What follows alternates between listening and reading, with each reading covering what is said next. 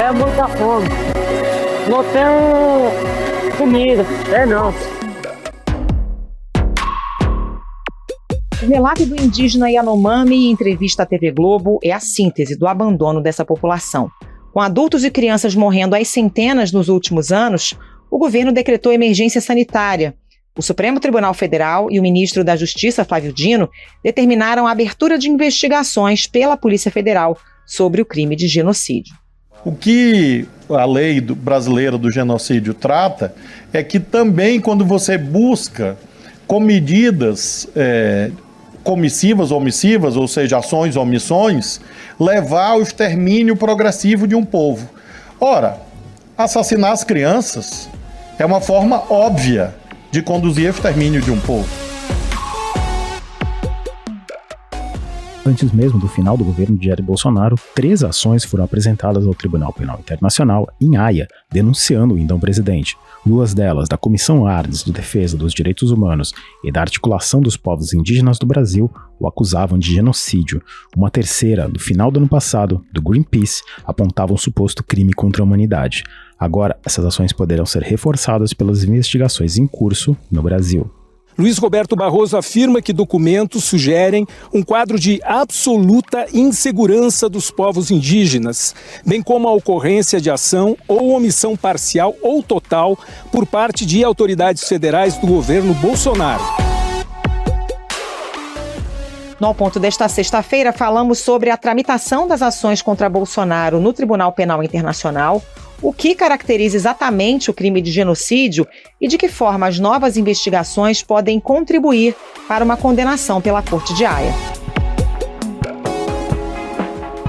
Eu, Felipe Barini e Carolina Moran conversamos com a advogada Heloísa Machado, integrante da Comissão Arnes, e com a jurista Silvia Steiner, única brasileira a ter sido juíza do Tribunal Penal Internacional. O Ao Ponto de 3 de fevereiro começa agora. Vem com a gente.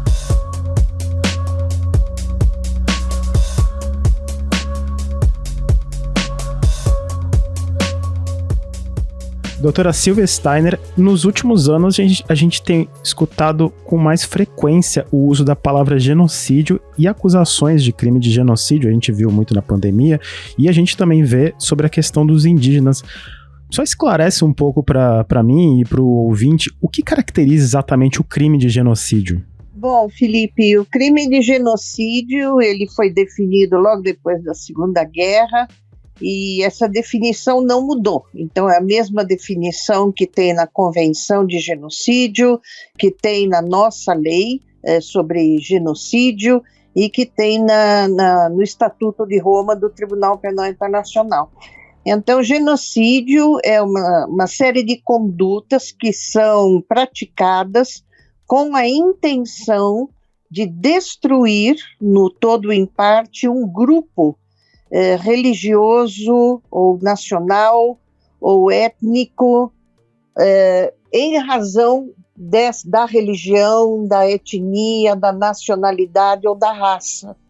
Então, é uma figura penal bem específica, porque ela tem essa intenção, a conduta tem uma intenção que é destruir um povo em razão da religião desse povo, da etnia desse povo, da raça desse povo ou da nacionalidade desse povo.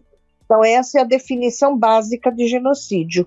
Na sua avaliação, doutora, há evidências do crime de genocídio do povo Yanomami? Bom, eu acho que ainda é muito cedo para falar em evidência, mas eu acho que, diante das últimas notícias e imagens, relatórios que nós recebemos, eu acho que há indícios sim, indícios bastante fortes.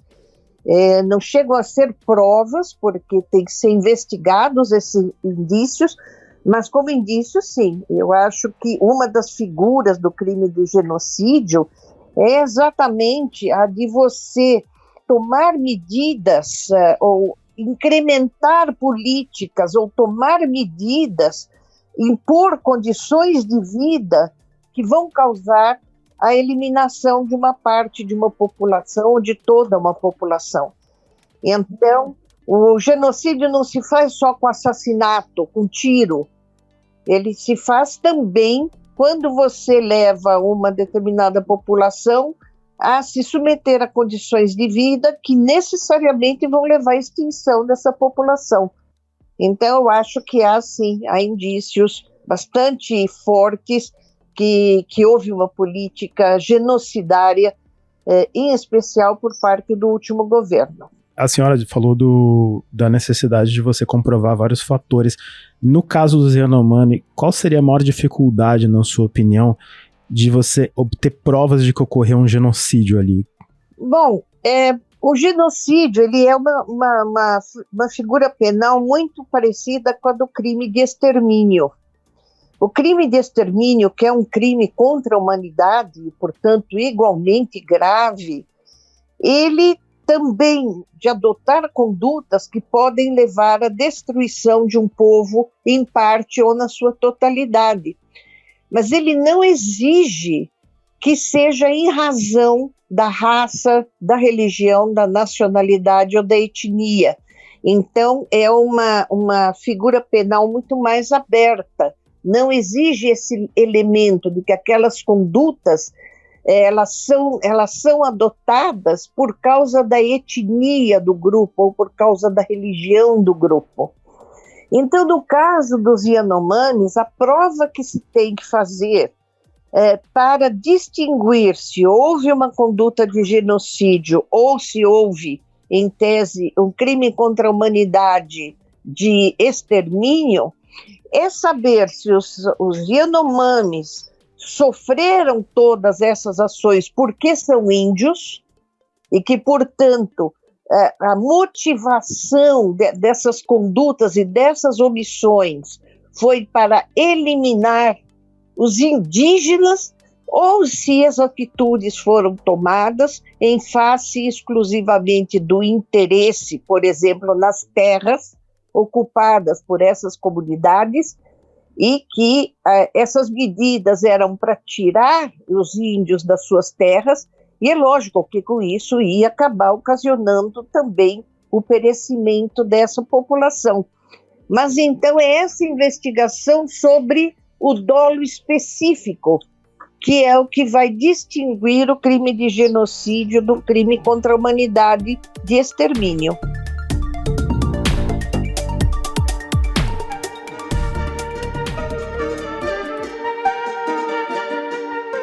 A senhora acha que a gente pode estar diante também de um crime contra a humanidade? Qual é a diferença exatamente entre genocídio e crime contra a humanidade? No crime contra a humanidade se exige também a comprovação da existência de uma política de um Estado para levar adiante o extermínio. Eu acho, vamos dizer, particularmente, embora não conheça as provas que já foram coligidas e tudo, mas que está muito mais claro para mim a existência realmente de uma política de Estado com vistas a desocupar as terras ocupadas pelas comunidades indígenas e com isso causar o extermínio dessas populações, do que propriamente uma política com o dolo específico do genocídio. Eu quero tirar os índios da face do mundo.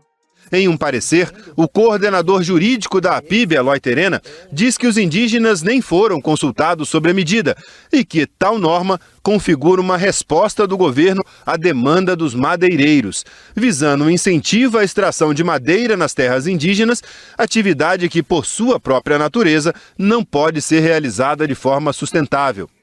Essa diferença é só uma diferença de terminologia jurídica, porque, como eu disse, os dois crimes são de igual gravidade, são os crimes mais graves, de acordo com todos os documentos internacionais, e a gravidade é semelhante, as consequências são semelhantes. Agora, historicamente, o genocídio tem essa definição mais específica. E isso só as provas, à medida que o inquérito avança, só as provas é que vão dizer realmente qual era, vamos dizer, a intenção dessa política de Estado. Se era do extermínio puro e simples das comunidades indígenas ou se era a de fazer com que eles desocupassem as áreas para que essas áreas pudessem ser exploradas economicamente pelo garimpo, pelos madeireiros, por quem seja, né? Então, é matéria de prova. Eu acho que a investigação pode, sim, começar como se fosse uma investigação por crime de genocídio, porque há indícios, e depois, no correr da investigação, se pode chegar à conclusão que a intenção era, pura e simplesmente, a de fazer qualquer coisa para tirar os indígenas daquelas terras. E então o crime passa a ser classificado como crime contra a humanidade de extermínio. Doutora Silvia, o fato do STF e do Ministério da Justiça brasileiros terem determinado a abertura de investigações sobre o crime de genocídio, com o STF inclusive apontando que o governo Bolsonaro mentiu ao tribunal ao se manifestar sobre as ações de proteção aos indígenas, isso pode reforçar as ações que já correm no Tribunal Penal Internacional contra Jair Bolsonaro? Bom, Felipe, aqui nós temos que aclarar algumas situações. O ministro do STF e o ministro da Justiça determinaram a investigação sobre crime de genocídio. À medida em que essa investigação é aberta e começa a ser investigado pela Polícia Federal, o Tribunal Penal Internacional não pode abrir uma investigação sobre o mesmo crime, porque não pode haver uma duplicidade de investigações. Agora, se a investigação conduz à conclusão de que o que houve é crime contra a humanidade de extermínio, então o nosso poder judiciário interno não tem condições de julgar esse crime, porque nós não temos os crimes contra a humanidade definidos no sistema legal interno. Então, aí sim, o Tribunal Penal Internacional pode, se assim quiser, abrir uma investigação por crime contra a humanidade. Só não pode ter duplicidade de investigações. Então, os dois judiciários investigando genocídio. Isso não pode ocorrer. A competência do Tribunal Penal Internacional é uma competência complementar, ela não é concorrente com a da jurisdição interna. Doutor, explique para a gente como é que é a tramitação desse tipo de denúncia no Tribunal Penal Internacional e que tipo de punição uma condenação pode gerar? Bom, nós temos primeiramente a fase de investigação, que é a fase, vamos dizer, que só a Procuradoria do Tribunal se encarrega. A partir do momento em que o procurador do tribunal encerra a investigação, ele remete o caso a uma das câmaras preliminares do tribunal para que o tribunal expeça mandados de prisão contra os acusados. A partir do momento que o acusado é preso e entregue ao tribunal, se inicia primeiro essa fase preliminar, que é o exame das provas que foram colhidas na investigação, e para ver se essas provas são suficientes para mandar o acusado ao julgamento. Se a Câmara Preliminar entender que sim, que há provas suficientes, vai mandar para uma Câmara de julgamento, e aí sim se inicia o julgamento daquele acusado por uma Câmara de julgamento. Se ao final de todo o processo de julgamento o acusado for condenado, ele pode ser condenado a uma pena de até 30 anos de reclusão, ou, se houver uma soma de circunstâncias agravantes, pode ser condenado, inclusive, a pena de prisão perpétua. Então, vamos dizer, em linhas muito gerais, esse é o procedimento perante o Tribunal Penal Internacional. E não é um processo rápido? Não é um processo rápido. Um processo internacional é sempre um processo demorado. Então, toda a parte de coleta de provas, de oitiva de testemunhas, de tradução de documentos, porque todas as provas e documentos têm que ser traduzidos para uma das línguas de trabalho do tribunal, todo um sistema de proteção de testemunhas que é bastante complexo. Então, são procedimentos bastante demorados, sim.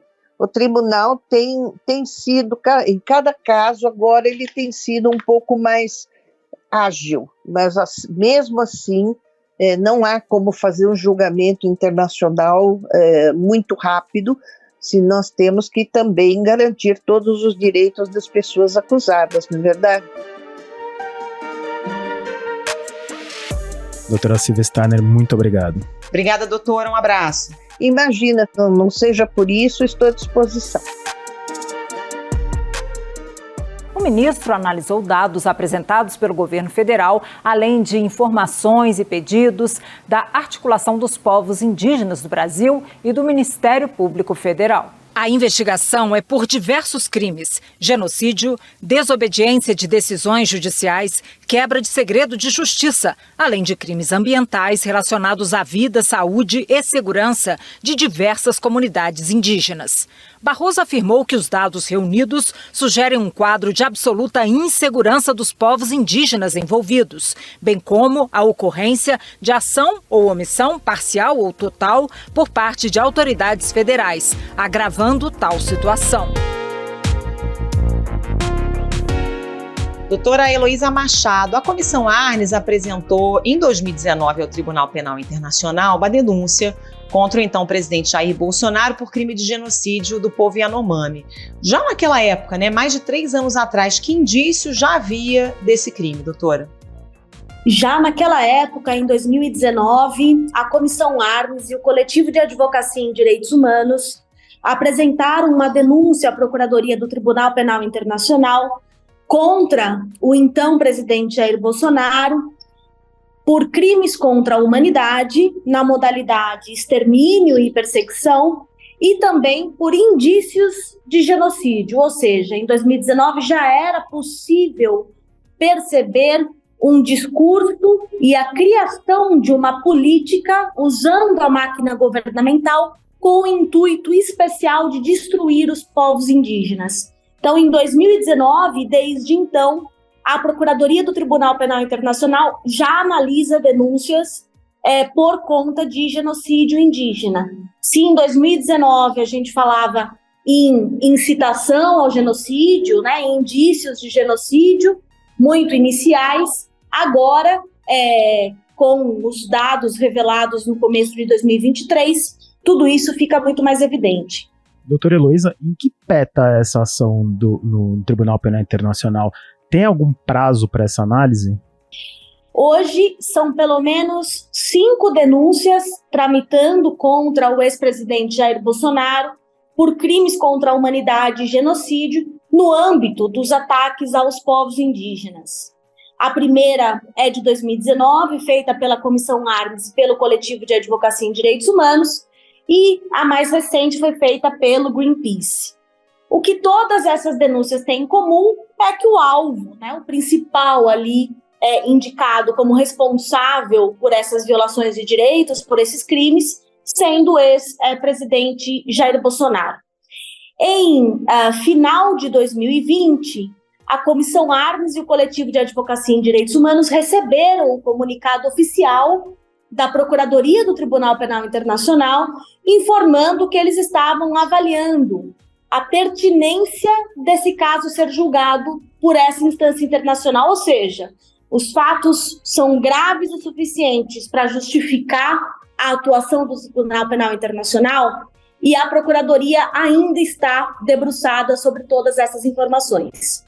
Os casos costumam demorar consideravelmente. A gente tem que pensar que esse é o tribunal que julga os casos mais graves do planeta, é o tribunal que está debruçado sobre o caso da Filipinas, é o tribunal que agora está analisando eventuais crimes no conflito entre Rússia e Ucrânia, mas que agora também foi provocado para avaliar as violações de direitos e os crimes em relação aos povos indígenas.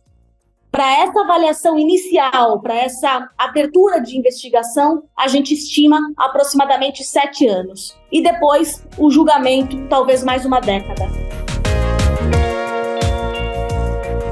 O que acontece no TPI é que lá tem o gabinete da promotoria, o promotor que recentemente assumiu por um mandato de 9 anos, o britânico Karim Khan. Esse promotor, ele tem uma equipe, que cerca de 400 pessoas, vão fazer uma triagem em relação a todas essas denúncias, essas submissões que chegam. E já chegaram diversas submissões em relação à atuação do presidente brasileiro, tanto sobre a questão da gestão da pandemia, quanto em relação ao genocídio indígena, por exemplo. Doutora, já agora no governo Lula, esse drama dos Yanomami ganhou muito mais visibilidade, né? Com a ida do presidente, a decretação de emergência sanitária. Essas novas informações, o que virá desses inquéritos que estão sendo conduzidos pela Polícia Federal, isso pode ser incluído também nessas ações que já estão tramitando no Tribunal Penal Internacional? Essas ações ganham força a partir de agora? A revelação desses dados nesse momento, acho que indica, né, que durante esses últimos 4 anos do governo do ex-presidente Jair Bolsonaro, houve um apagão de dados e uma deliberada forma de esconder o que estava acontecendo em relação aos povos indígenas. Com a reestruturação da FUNAI, com a reestruturação do Ministério do Meio Ambiente, com a criação do Ministério dos Povos Indígenas, tudo indica que mais informações virão à tona e de maneira muito mais confiável em relação ao que tem acontecido nas terras indígenas e em relação aos povos indígenas. Doutora Heloísa, você mencionou as denúncias, são 3 denúncias ao tribunal, a última delas preparada pela Articulação dos Povos Indígenas do Brasil, ou seja, pelas próprias vítimas do que seria esse genocídio. Essas ações todas, elas são complementares? O Tribunal Penal Internacional costuma receber todas as denúncias relativas a um determinado caso, a um determinado crime, e reuni-las. E a partir da avaliação de todas as informações que chegam ao Tribunal Penal Internacional, são separados casos mais concretos, com vítimas mais específicas. E tudo indica que isso acontecerá, nesse caso, na hipótese da investigação avançar. Doutora, durante o governo Bolsonaro, o próprio Supremo Tribunal Federal já declarou que há indícios de que o governo mentiu, né, ao prestar contas sobre uma série de demandas e ações em relação à população indígena, e houve um apagão de dados relativos a essa população. A ministra Sônia Guajajara também já falou sobre isso, assim como as entidades indígenas. A expectativa agora é que a produção desses dados, reiniciando novamente, né, e com essas investigações, tudo isso também sirva como evidência? Em relação às informações que sejam reveladas agora, relativas a este período, ou que indiquem as consequências dessa política anti-indígena adotada pelo ex-presidente Jair Bolsonaro, tudo isso pode sim servir de insumo para que o procurador do Tribunal Penal Internacional avance nas investigações. Não há uma limitação nos termos da norma internacional para enviar atualizações para essa instância internacional. Na sua avaliação, qual a responsabilidade do ex-presidente Jair Bolsonaro? Ela iria além da omissão?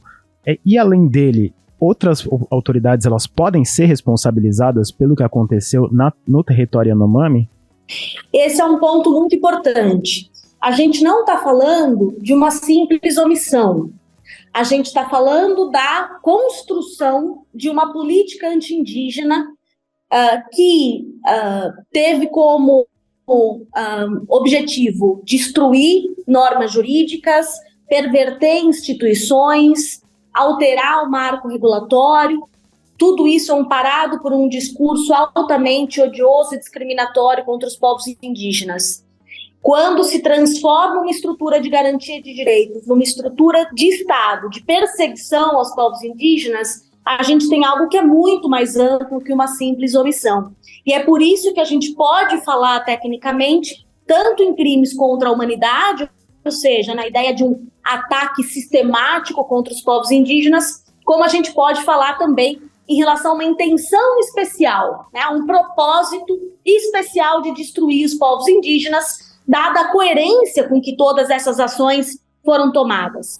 Então, a gente não fala simplesmente em omissão, a gente fala sim na criação de uma política anti-indígena criminosa que pode caracterizar 2 dos crimes mais graves que existem nas normas do planeta todo. Em relação a outras autoridades, sim, na medida da sua participação para a realização desses crimes, para a execução dessa política anti-indígena, elas podem ser responsabilizadas.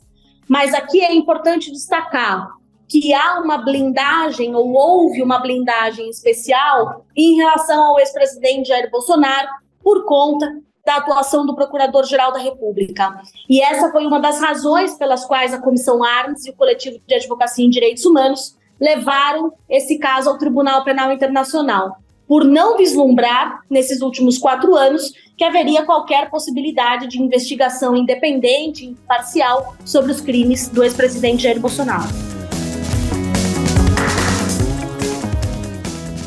Doutora Heloísa Machado, muito obrigado. Muito obrigada, doutor. Um abraço. Eu que agradeço, é um prazer estar com vocês.